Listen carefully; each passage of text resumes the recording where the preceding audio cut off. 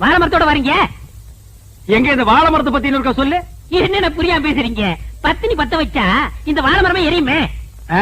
உன் பொண்டாட்டி கொஞ்சம் கூப்பிடு. அடியே இங்க வா, அண்ணன் வந்திருக்காரு. என்ன காப்பி ஊத்தி சாப்பிடுறீங்களா? சாப்பிடணும். இந்த வாழை மரத்தை எடுத்துட்டு போய் உன் சம்சாரத்தை அடுப்பு பத்த வச்சு காப்பிய போட்டு கொண்டு வந்து குடுக்க சொல்லு. நான் குடிச்சிட்டு போறேன். விளையாடுறீங்களா? நீ தானே பத்தினி பத்த வச்சா பச்சை வாழை மரம் எரியும் சொன்னே இல்லையா? அண்ணே உங்களை கையெடுத்து கும்பிடுறேன். நானே என் சம்சாரத்தோட மேலோட்டமா குடும்பம் நடத்துறேன்.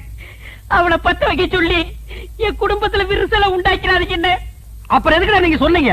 நான் எங்க சொன்னேன்? கந்தசாமி பையல சொன்னா. கந்தசாமியா? அவனுக்கு இருக்குது இன்னைக்கு. போடி உள்ள.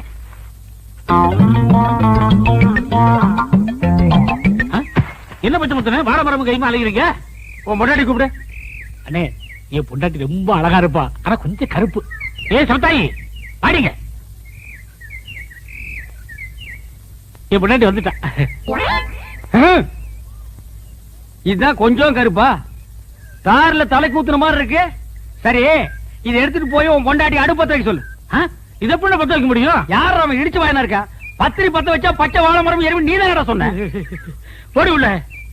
அண்ணே நானே குத்து மதிப்பா குடும்பம் நடத்திட்டு இருக்கேன். குடும்பத்துல குழப்பத்தை உண்டாக்கிறாங்க.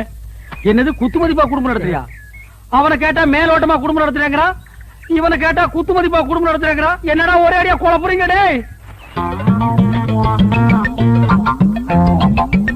டேய் உன் பொண்டாட்டி கூப்பிடு. நான் கூப்பிட்டா வரமாட்டா. எது வரமாட்டா? நீ புருஷன் தானே? ஏதோ ஒப்புக்கு புருஷன். எது ஒப்புக்கா? ஒருத்த மேலோட்டம், இன்னொருத்த குத்து மதிப்பு, இவன் ஒப்புக்கு.